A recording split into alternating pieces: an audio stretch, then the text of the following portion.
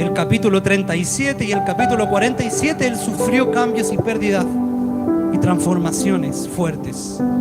En esos capítulos 27, 37 y el 47, donde fue ya el resultado final.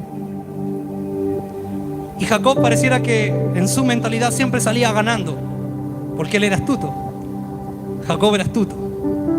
Dios lo transformó en Israel, pero él era astuto, por lo tanto es como que salía ganando. Pero aún con todo eso que él vivió, él perdía. Sufrió pérdidas para poder vencer. Sufrió pérdidas terribles. Y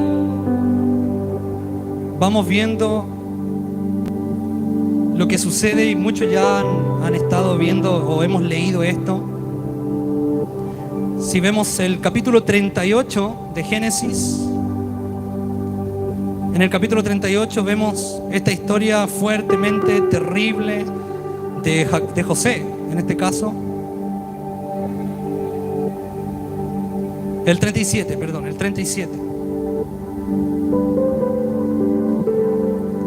Leemos desde el verso 3. Lo voy leyendo rápidamente. Dice: y amaba Israel a José. Israel es Jacob, para los que todavía tienen la duda ahí, más que a todos sus hijos, porque lo había tenido en su vejez, y le hizo una túnica de diversos colores. Y viendo sus hermanos que su padre lo amaba más que a todos sus hermanos, le aborrecían y no podían hablarle pacíficamente. Y soñó José un sueño y lo contó a sus hermanos, todo animado, todo feliz, y ellos llegaron a aborrecerle más todavía. No querían ni los sueños de José. Y él le dijo: oíd ahora este sueño que he soñado. Tan inocente él ahí. He aquí que atábamos manojos, es como el trigo, esos manojos del campo que ellos recogían, en medio del campo, y he aquí que mi manojo se levantaba y estaba derecho,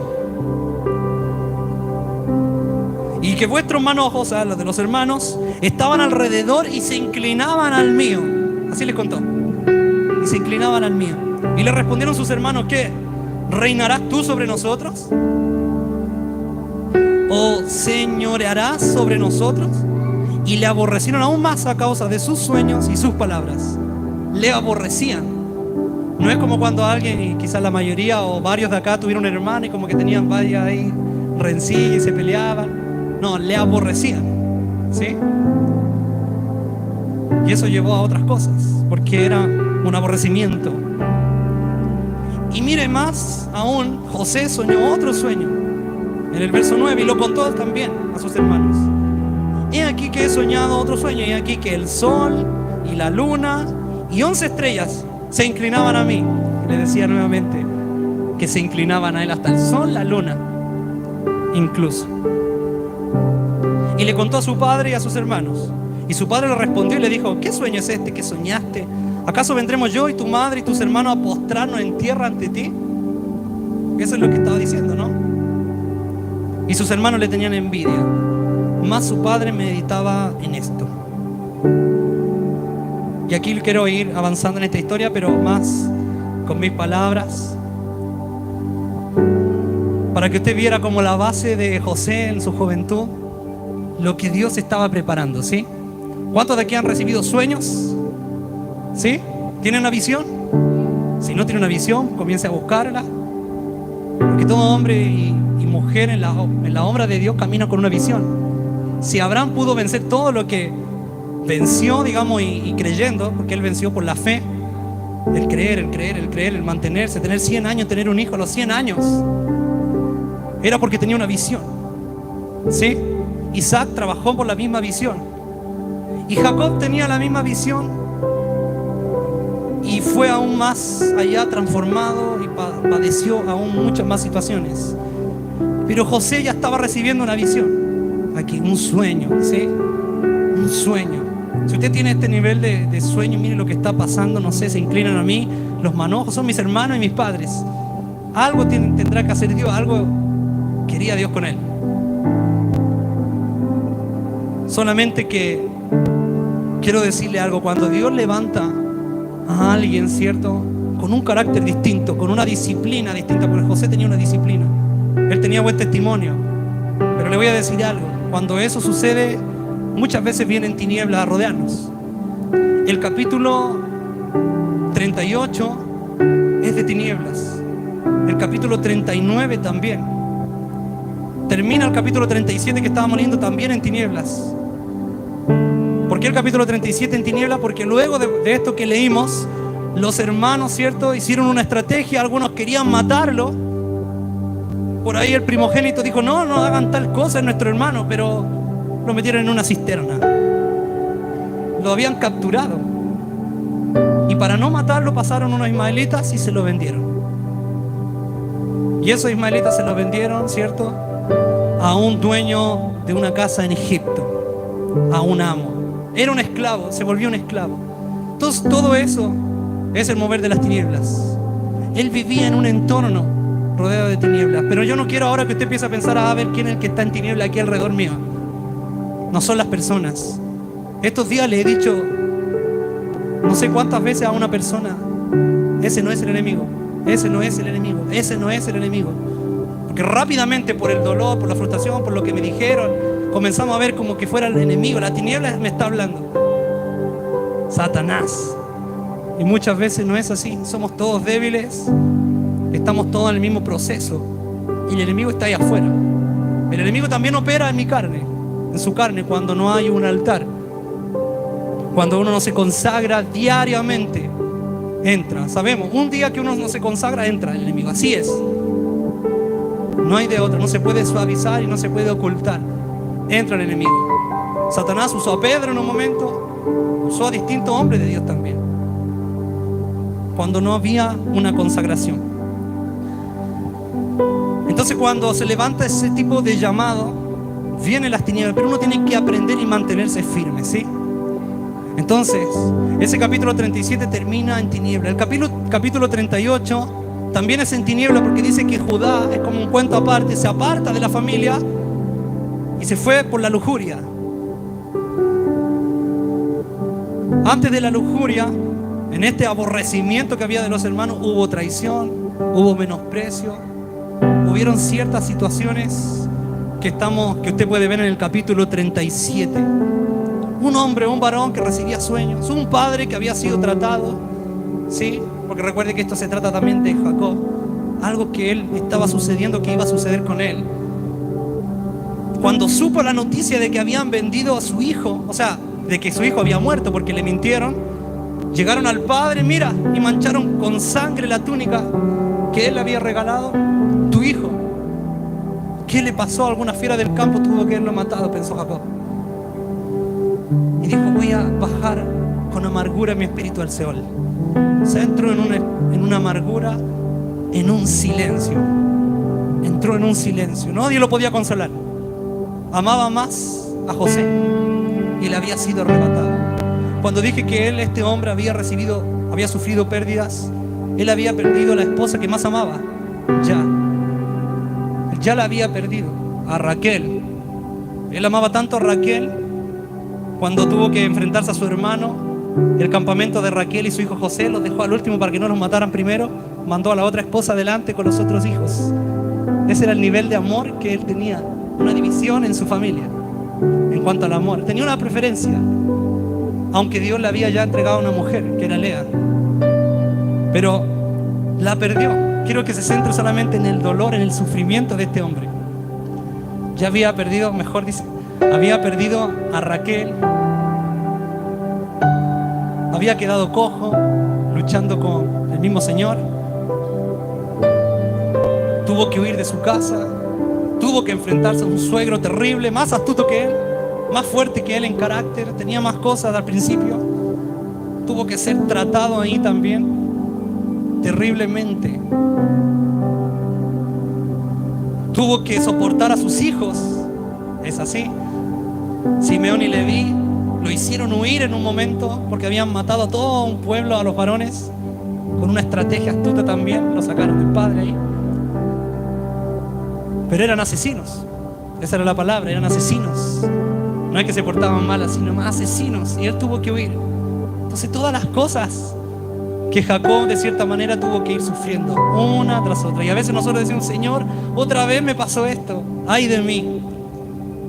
Y estos hombres tuvieron que huir, sacar su casa de ahí, ir para otro lugar.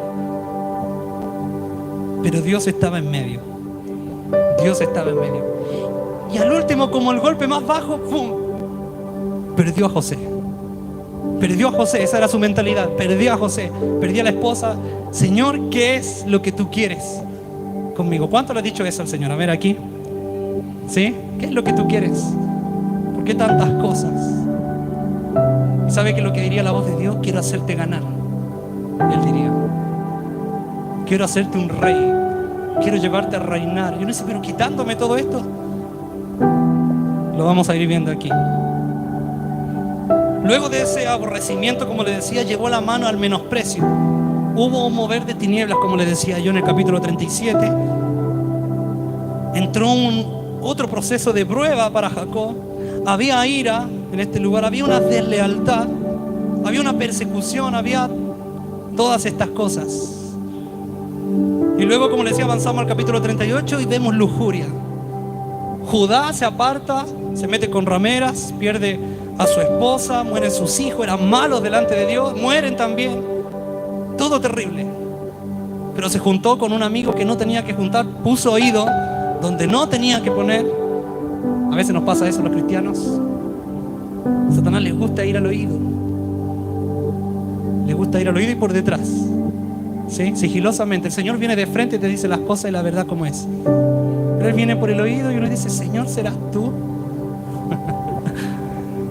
Y el Señor dice, yo ya me presenté delante de ti y yo voy a abrir por la espalda a hablarte cositas así. No, hay que aprender a oír. ¿Sí? Hay que aprender a oír. El Señor nunca va a ser astuto. Él es excelente y perfecto. Él no necesita resolver cositas. Él resuelve todo. ¿Sí? Él resuelve todo. Él tiene un plan. No se desespera como nosotros. Señor, mire lo que está viviendo mi hermano, mi hijo, mi padre, en lo que estoy. Y el Señor no está desesperado. Yo estoy desesperado orando, pero Él está tranquilo recibiendo la oración. Hay tantas cosas que nos suceden. No lo vamos a buscar ahí, lo voy a leer rápidamente. Proverbios 13:15 dice, una persona de buen juicio es respetada, pero una persona traicionera va directo a la destrucción. El 13:2 dice, con palabras sabias te conseguirás una buena comida, pero la gente traicionera tiene hambre de violencia. Queda más que claro lo que trae el resultado que trajo esa familia, esos hermanos. Luego entramos al capítulo 39 y vemos la historia de José ahora en Egipto como esclavo. Era el mejor de su casa, ¿sí? De Potifar, lo puso administrador, tenía las llaves de la casa, tenía todo, porque José tenía una mentalidad de reino. Sabe que ni que el aborrecimiento, ni la traición, ni el menosprecio, ni que lo metieran en una cisterna, ni que lo vendieran, a él le cambió la mentalidad. Igualito a nosotros. Empezamos enero con mentalidad de reino, en febrero como que algo me pasó, en marzo ya no sé si en realidad quiero seguir. En abril estoy pidiendo al Señor que me levante otra vez. Pero José, mientras más bajo caía, él más alto miraba. Más alto miraba. No cayó en ninguna de estas cosas. Y en el capítulo 39 también vemos cierta tiniebla operando, porque nuevamente viene ese espíritu de lujuria. Porque habían espíritus que se habían levantado en esta familia y en esta historia. Esa lujuria que trae pecado sexual, ¿sí? Que trae bastantes cosas que provocan un mal. Nosotros tenemos que ser libres de la ira y de la lujuria. Eran dos espíritus que estaban aquí predominando en esta historia: la ira y la lujuria. La lujuria en Judá, y ahora en el 39, la esposa de Potifar. Solamente quería que José, cierto, estuviera con ella, tuviera un encuentro íntimo con ella. Y dice que todos los días iba y le decía, todos los días iba y le decía. Estaba teniendo una lucha con la lujuria. Usted dice, pero José era fuerte, pero iba todos los días y era esclavo. Tenía que tener mucho cuidado. Él no era el dueño de la casa. Todo puedes tener en autoridad, le dijo Potifar, todo es tuyo, menos la mujer, menos la esposa. Y tuvo esa lucha. Y en el capítulo 39, justamente cuando vino a hacer las tareas José, como todos los días, encontró que estaba la esposa de Potifar sola y comenzó a asir, dice, ¿cierto?, de sus ropas, de él mismo, y José huyó. Pero esta mujer se quedó con las ropas. Así que usted se da cuenta que hubo algo más, que hubo una cercanía, me refiero. Hubo un tiempo ahí, no salió corriendo a la primera, pero hubo un tiempo, tanto así que se quedó con la ropa. Pero José huyó. Él huyó de la lujuria. Lo acusaron, le creyeron a la mujer, lo metieron en la cárcel. Pero aún así, con todo eso, él tenía una mentalidad: Señor, ¿por qué yo vi la gavilla erguida? ¿Por qué el sol, la luna y las estrellas se inclinaban a mí, que era mi familia? Algo tendrás que hacer tú. Yo creo que esa visión lo tenía ahí, lo tenía firme, lo tenía preparado. Se acordaba, el apóstol Javier Santillán nos hablaba, fue en nuestra iglesia, creo, predicando. Él dijo que cuando José huyó, había unos escritos rabinos, creo que era, que cuando José huyó, esos escritos decían que él se acordó de la cara de su padre, Jacob. Que cuando él se acordó de la cara de Jacob, él huyó del pecado. Estaba hablando de la paternidad del apóstol Javier en ese entonces. Qué tremendo sería eso. ¿O es eso? Entonces todos nos aferramos a una visión, lo que tenemos en nuestro espíritu, en nuestra mente, para no caer. Tenemos que huir de las tinieblas. Y José, a pesar de que era esclavo él huía igualmente de las tinieblas. Y no entró en él la ira, y no entró en él la lujuria. ¿Sí? Gloria a Dios. Pero Dios lo estaba llevando a un nivel superior, a un nivel mayor. Eso era lo que él estaba enfrentando. Y hay tantas cosas. Nosotros los varones tenemos que cuidarnos de estos espíritus, de la ira, de la lujuria. La lujuria muchas veces se esconde también. Se esconde. En estos tiempos, en esta vida, en esta sociedad, en esta generación se ha normalizado la lujuria. ¿Sabía usted? Se ha normalizado que los jóvenes pueden hacer. Mientras no tengan relaciones no pasa nada. Pero ¿sabe qué es lujuria igual? En las calles, en la familia, aún los padres, los hijos los dejan ser lujuriosos. Y eso es lo que trae caos, destrucción en una familia, en un matrimonio. Si eso no se controla, te controla después. Ocurre un descontrol. Pero ahora quiero volver en este paralelo, ¿cierto? Que a José se le compara como Jesús. Él sufrió pérdidas también. En primer lugar, mire, quiero que vea esto. El Señor nos quiere llevar a otra posición, ¿sí? Nos quiere llevar a otra posición. Nos quiere llevar a otro nivel. Pero siendo iguales no nos vamos a llegar. Estando quietos, siendo conformistas, estando muy quietos, muy cómodos con el ministerio, no vamos a alcanzar. Lea Mateo 25 y acuérdese de mí. Lea Mateo 25, lo que dice ahí, cómo tenemos que tratar al Señor. Y se da cuenta cuán lejos estamos de la realidad de la obra y del servicio de Dios. Me saldría mucho, no lo voy a leer, pero anótelo, es parte de esta prédica, que usted lo anote y lo analice. Mateo 25, sobre el final. Pero Jesús, ¿cierto? Para poder ir a otro nivel, Él tuvo que perder también. Vemos una vida de José que va perdiendo y pareciera que va perdiendo y perdiendo y perdiendo. Y uno dirá, ¿en qué momento se cumplen esos sueños? ¿En qué momento José cambia la historia así, de mal en peor? Terribles cosas le sucedieron. Pero si tomamos la vida de Cristo, nuestro Señor, nuestro Salvador, Él lo tenía todo, o tenía bastante, ¿sí? Pero para cambiar de posición, qué grande es nuestro Señor, tuvo que perder la deidad, tuvo que perder la divinidad y tomó la forma de hombre. Si lo lleváramos a un retiro, le hablaríamos de la madera de acacia, como nos han hablado nosotros cuando vamos en noviembre. Él es la madera de acacia, igual que los hombres, cubierta de oro. Se hizo hombre, se hizo de un material distinto, se despojó. Él tuvo que perder eso y padecer todo lo terrible. ¿Qué cosas? Enfrentó lujuria también, enfrentó tinieblas, enfrentó traiciones. No solamente al final, Él era traicionado, Porque el menosprecio tiene que ver con la traición. Cuando yo menosprecio la autoridad es traición. Mis acciones me van a llevar a traicionar. Y uno cree que a veces es herir al hombre de Dios para traicionar. Y no, muchas veces dejar de hacer algo, seguir el camino contrario, ya es traición. Esas acciones de alguna manera va a alterar ese vínculo, esa relación que uno tiene con su Padre, en este caso, con el Señor, con el hombre de Dios que Dios ha puesto.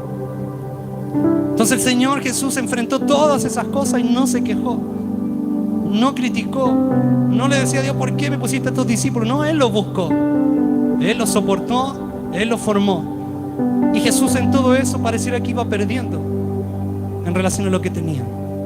Pero nos dimos cuenta que cuando murió en la cruz y resucitó, Él lo ganó todo, ¿o no? Él lo ganó todo, ¿no? Estaba como esclavo en la tierra atado, Él quería hacer más cosas, pero tenía el cuerpo de carne.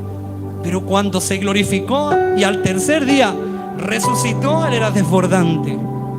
Él era desbordante. Todos nos inclinamos a Él. Dice que el cielo y la tierra, debajo de la tierra, se somete a la autoridad porque Él tiene las llaves de toda autoridad. O sea, alcanzó otra posición. Otra posición. Y Él nos lleva a que le imitemos. ¿Alguien dice amén? Él nos quiere llevar a que le imitemos, a que seamos como Él. Cuando usted sea transformado en las nubes, su cuerpo va a ser glorificado. No va a ser del mismo parecer, va a ser más hermoso. Va a tener consuelo ahí algunos.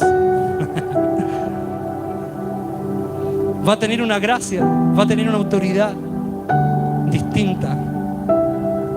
Va a tener un cuerpo, ¿sí? Va a tener un cuerpo glorificado. Jesús no fue un fantasma, después un espíritu, como algunos pueden decirlo, porque eso sería una blasfemia. Él fue glorificado, su cuerpo. Él se presentó ahí, delante de los discípulos una vez resucitado, y lo pudieron tocar. Él les pudo hablar, ellos lo pudieron ver, pudieron estar con Él, solo que Él ya estaba a otro nivel, iba, desaparecía, aparecía en otro lugar, estaba a otro nivel. ¿Se da cuenta? Pero tuvo que perder ¿cuánto para llegar ahí? Ahora la pregunta es, ¿cuánto está dispuesto a perder para llegar ahí? Estoy hablando de lo que va a suceder después, pero ¿sabe la otra buena noticia? Es que el Señor nos quiere dar aún 100 veces más aquí, cuando soltamos y perdemos y dejamos que Él haga su obra. ¿Sí? Que Él haga su obra. Hay una cosa que nosotros tenemos que lidiar para poder renunciar de una vez por todas y soltar todas esas cosas que estuvo recordándolo aquí, ¿cierto? Estuvieron recordando, me refiero de la prédica del apóstol, esas cojeras, para poder cortar de una vez por todas espíritus, situaciones. Primero es la mente, es lo que está en el corazón. Porque muchas veces lo que está en la superficie no lo queremos soltar por lo que hay en el corazón. A veces los hombres no queremos dejar ciertos pensamientos porque podemos perder ese pensamiento como de macho. Yo no estoy inventando estas palabras, lo digo de mi propia vida. No queremos perder cierto ego. Entonces renunciar a ciertas cosas indicaría eso.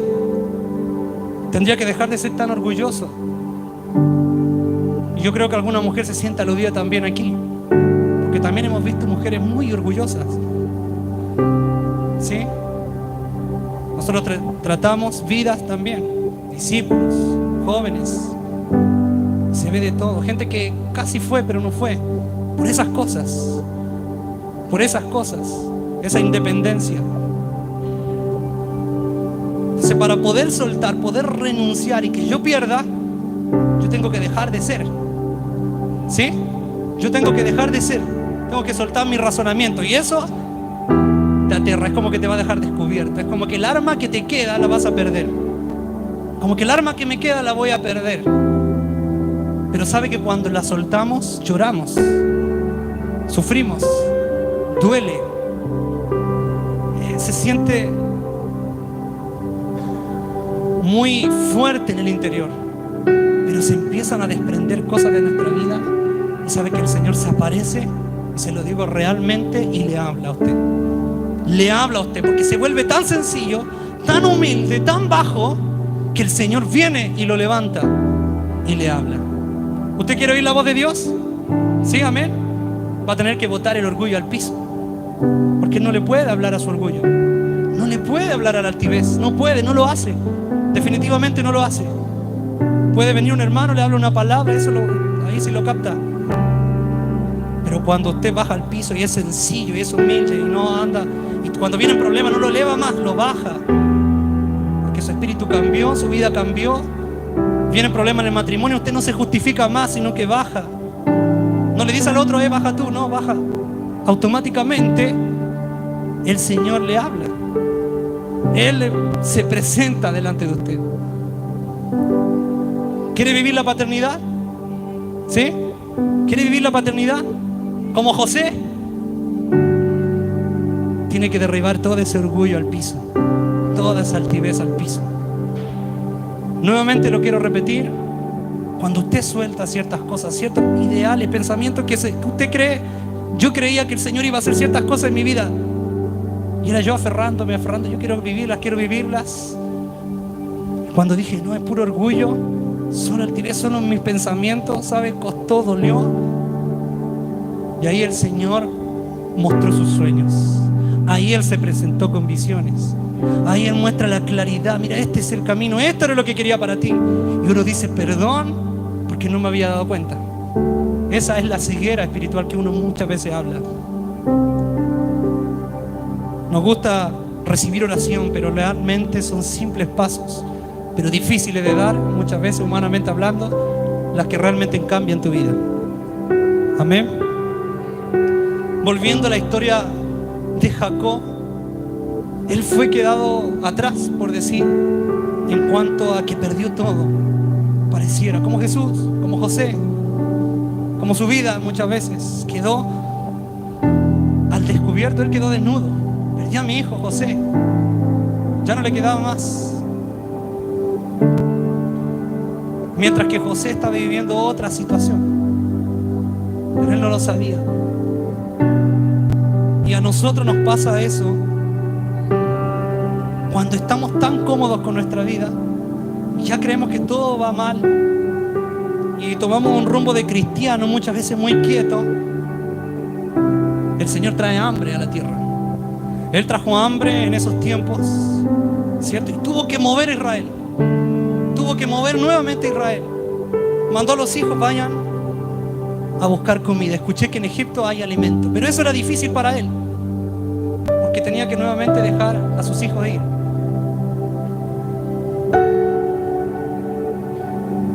Mientras José vivía todo este trato de Dios, nuestra vida también es moldeada como la de Jacob. Usted dirá, ¿cómo? ¿Sabe? En el desierto. Se habla muchas veces en el desierto, en el silencio. Dios lo vació. Las pérdidas que él tuvo fue para vaciarlo. Una vez que el Señor te quita, una vez que uno pierde, una vez que Jesús perdió todo, perdió su corazón, dice, entendemos que su corazón explotó. Cuando Jesús lo perdió todo, ahí fue el momento de ser llenado a un nivel impresionante, hablando de Jesús. Cuando uno quiere ser lleno, uno tiene que perder. Jacob estaba en ese proceso. Mire, había pasado muchas situaciones. Cuando tuvo que ir a su hermano, que lo venía a buscar con 400 hombres y él creía que lo iba a matar, el Señor dice que le mostró 2 campamentos de ángeles. El Señor siempre estuvo con él y siempre le estuvo mostrando evidencia de que él lo protegía, pero él tenía que resolver esa situación. Él no creía, no tenía esa fe aún, pero estaba siendo transformado. Sí, estaba siendo transformado. En un discipulado lo comentaba. Dios estaba transformando a Jacob, pero le faltaba una cosa, por eso el Señor le seguía quitando, que era madurar. Todavía no maduraba. ¿Usted sabía que Abraham no maduró nunca? Que Isaac aún así también no maduró, fue inmaduro. Pero Jacob, Dios lo transformó y lo hizo alguien maduro, porque necesitaba expresar por él, necesitaba traer una bendición. Recuerde que él iba a tener 12 príncipes para 12 naciones. No era cualquier oración y cualquier herencia. Era una herencia precisa que él tenía que dejar a sus hijos. Para que usted pueda dejar una herencia correcta, precisa, a la autoridad de Dios, conforme al corazón de Dios, usted tiene que estar expresando a Dios completamente. Y Dios no lo podía hacer con un Jacob, sí con un Israel, ¿sí? Y aún así lo maduró. Y por eso lo dejó en el silencio, en la soledad, en la tristeza.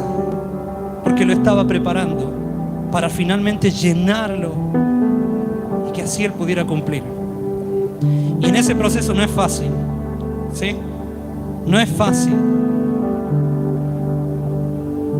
Pero todos vimos que José aún cayó en la cárcel, fue el mejor, fue un administrador, él fue puesto como jefe de los presos. A donde él iba era el mejor, era exitoso. Porque él tenía una mentalidad del reino, tenía una mentalidad, una adoración al Señor inquebrantable. Una fe, no lo pudo someter, solamente él se preguntaba: ¿cuándo, Señor? ¿Cuándo?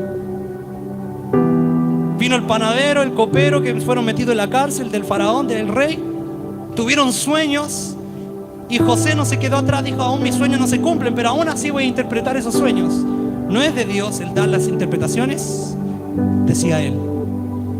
Y le reveló el sueño al copero, al panadero, y se cumplieron. Uno murió, el otro vivió. Y José dijo: acuérdate de mí, acuérdate de mí. Y se olvidó. Por 2 años no se acordaron de José.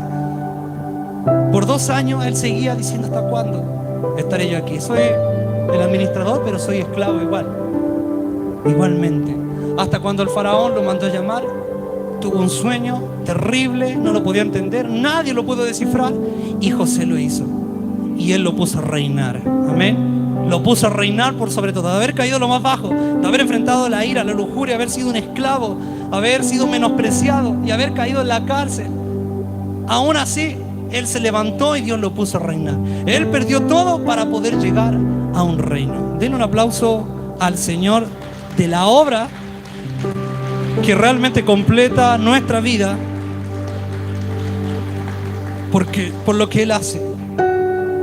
Él lo está llamando a usted y a mí a reinar, a reinar, a reinar. Por lo tanto, ahora entiende por qué en Egipto había alimento. Porque él pudo entender, él iba más allá, él tenía la visión, él tenía la autoridad, él tenía lo de Dios, él tenía la administración, fue procesado, fue enseñado en la casa del egipcio, después en la cárcel y después en el reino de Egipto. Y almacenó durante 7 años alimento para prácticamente todo el mundo, no solo para Egipto. Y cuando había hambre en la tierra, Jacob ahora sí fue movido por Dios. Tenemos hambre, hay que salir, hay que ir a Egipto a buscar el alimento. Era sí o sí, era sí o sí. Ahí sí Dios no estaba mandando a Egipto, ahí sí Dios lo estaba enviando en una misión. No como otros, cierto, historias pasadas también en nuestra vida, que a veces nos vamos a Egipto y al mundo por la razón de uno habiendo alimento en casa.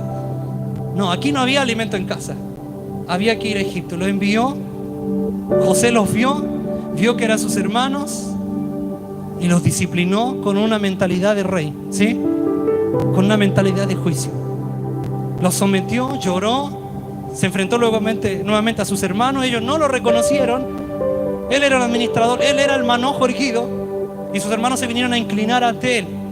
Ya se estaban cumpliendo prácticamente los primeros sueños de José. Ahora yo creo que ahí entendió realmente todo lo que tuvo que pasar para poder bendecir aún así su familia. No mató a sus hermanos, no se vengó, no tuvo ira, no estaba de esa forma. Sí estaba sufriendo, porque el sufrimiento es evidente, real en nuestra vida. Aún Jesús dice que lloró. Jesús lloró. Hay un verso corto, el único de la Biblia, el más corto, dice: Jesús lloró, porque no entendían. Muchos creían que lloraba porque se había muerto su amigo Lázaro, pero él lloró porque no creían en él, porque lo tenían ahí y no lo tomaban, no lo valoraron. Entonces el sufrimiento está, pero aún así los trató, los disciplinó, pero les devolvió el dinero y los trató de espías. Ustedes son espías. Fue un buen juicio que él tuvo. Y dice que encarceló a Simeón. Si usted analiza esa historia, se deduce que por la mentalidad de Simeón y Leví, en este caso Simeón, que fue el asesino, lo más probable es que Simeón haya sido el de la iniciativa de matar a José. Se puede deducir, no dice en ninguna parte, pero si tomamos a los 11 hermanos, los que fueron asesinos y terribles en eso fue Simeón y Leví. Y José tomó a Simeón y lo puso en la cárcel. Probablemente, yo lo llevo para que usted solamente pueda tener en esto el corazón de José. Tomó a Simeón y lo puso en la cárcel. Los puso a ellos primero 3 días en la cárcel por espías. Los acusó de espías. Y hasta que no me traigan a su hermano menor, que había tenido un nuevo hermano, Benjamín. Ahora sí, José había tenido otro, el menor, Benjamín. Y él les contó, pero si tenemos un hermano menor. José no sabía eso, fue nuevo para él. Ah, sí, bueno, si es verdad, tráiganlo. Y los demás que dijeron, mi padre se va a morir. Ya perdió a José y ahora me están pidiendo otro, el menor. No sabían qué iban a hacer, no lo iba a permitir. Y tomó a Simeón y lo dejó ahí hasta que lo traigan. ¿Sí? Los disciplinó de esa manera. Todos sabemos lo que ocurre en esta historia. Y Jacob tuvo que soltar después a Benjamín, a su hijo, el que le quedaba. Y dijo, ahora sí, que voy a bajar al Seol sufriendo en amargura, en tristeza. José, quizás qué le pasó. Ahora mi hijo Simeón está preso. Me vinieron a buscar a Benjamín y tienen que volver. Quizás qué le va a pasar. De verdad que Jacob ya no daba más. Yo digo, mire la fuerza de nivel de estrés y sufrimiento de ese hombre. Todo lo que tenía que padecer. Pérdida tras pérdida tras pérdida. Y el Señor le quitó eso también. Le quitó eso igualmente. Le quitó a sus hijos, a todos. Lo dejó completamente solo. Lo dejó completamente solo a Jacob. Y esa fue la última prueba, para vaciarlo completamente, para después llenarlo completamente también. ¿Sí? Yo le invito a que se ponga de pie.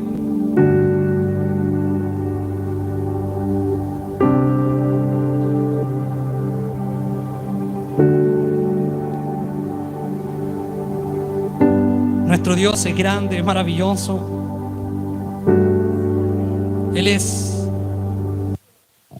tan fuerte, tan alto, tan sublime, que miren esta historia. Claramente recordamos ese verso o la parábola, ¿cierto? Cuando el Señor habla de que tenemos que ser como odres nuevas, de que tenemos que renovar nuestra vasija. Por eso la pastora Yamile, cuando dijo somos vasijas, ¿sí? Como una vasija que venía a predicar. Realmente eso somos. El problema es que muchas veces esa vasija está roñosa. Muchas veces esa odre es la antigua. Es la odre antigua, es la odre vieja. Y no puede venir ese vino nuevo. No puede entrar. Ese Jacob todavía estaba roñoso. Con todo lo que había perdido, aún así no cumplía el requisito para que Dios pasara por él completamente. Aunque había perdido cuántas cosas. Qué fuerte es Dios. Qué fuerte y qué baja es la vida humana. ¿Sí? Si usted ministra a Dios, nunca va a ministrar con la carne. No puede ministrar. Esta vida que tenemos es tan baja. La única manera es humillarla y vaciarla completamente. Nuevamente insisto, perder muchas veces creemos que no es lo justo. Que no es justo perder, no es justo padecer estas cosas. Y eso he estado diciendo constantemente estos días, una y otra vez a algunos. Ese no es el enfoque. ¿Por qué no puedes perder si Jesús perdió todo? Y ha sido una y otra. Y al final el Señor hablándome, también llevándome con vivencias de personas cercanas a este mensaje también. Y a nosotros mismos. A nosotros mismos. Nosotros hemos tenido un pensamiento con mi esposa y decimos, no encontramos ningún lugar en Rancagua que nos llene. Hablando en cuanto a nuestra vivienda enamorada. A veces hablamos y conversamos, le digo, ¿en cuál lugar quiere vivir? A ver, no hay. Si usted nos pregunta, no hay ninguno. Quise vivir en el Manzanal, viví ahí. Me aburrí. Vivimos después en el sector de los hermanos Vera. Nos arrancamos al lugar al sur. Nos fuimos a la Cruz. Estuvimos después en el sector norte, por allá, lindo lugar, seguro, un poco distante. Después nos fuimos para el otro lugar. Todavía sigue la historia. Y ahora estamos acá, ¿cierto? Cerca ya más del hospital. Y preguntamos, ¿y ahora que hemos estado en todos lugares? ¿Cuál nos gusta? Ninguno. No hay. Si usted le pregunta a la pastora Catalina, que está aquí, no hay. No encontramos un lugar. Y porque en todas esas experiencias, ¿sabe? Fuimos sufriendo pérdidas también. Pérdidas. Quisimos echar raíces y no se pudo. No se pudo. Y otras cosas también que vivimos. Desprendernos de ciertas cosas. Y sé, por esta historia que estoy hablando yo, que le estoy predicando a usted y me estoy predicando a mí, me falta todavía.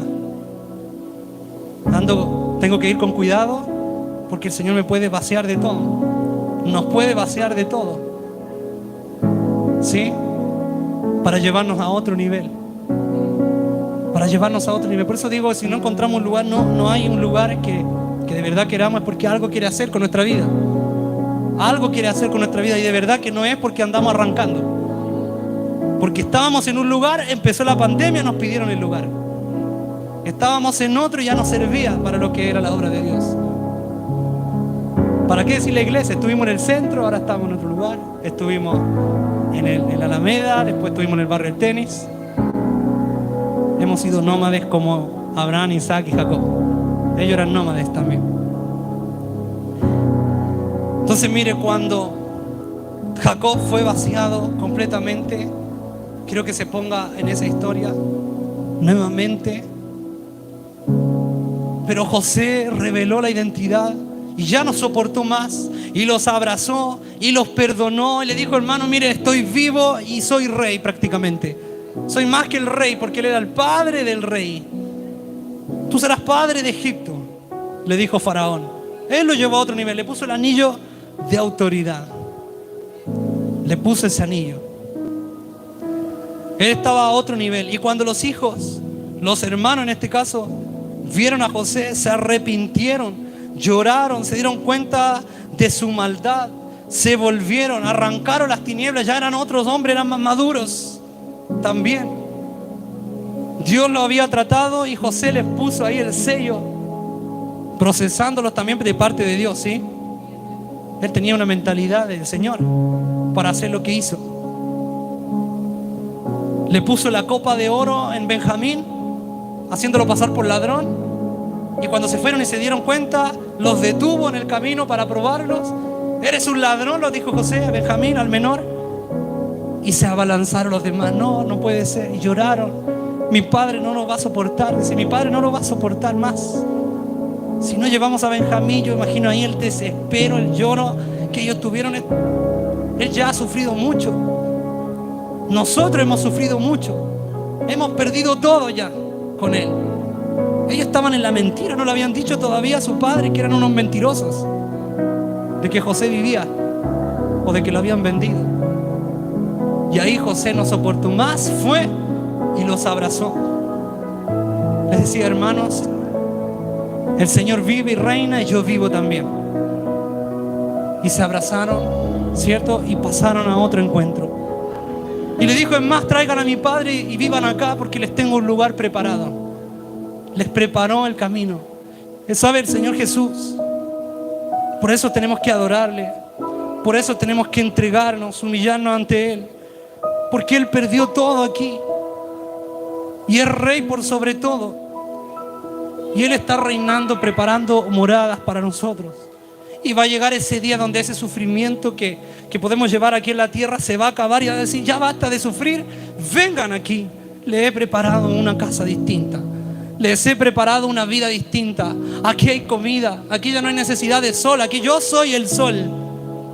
Ve Apocalipsis 21. No necesita sol porque el Señor ilumina todo. Ya no hay tinieblas. Se acabó la vida de la tierra. Comienza otro tiempo. Y nosotros estamos esperando eso. Pero hoy nos toca ser ese Jacob y ese José. Algunos para reinar, otros para ser maduros y ser transformados y llevar bendición.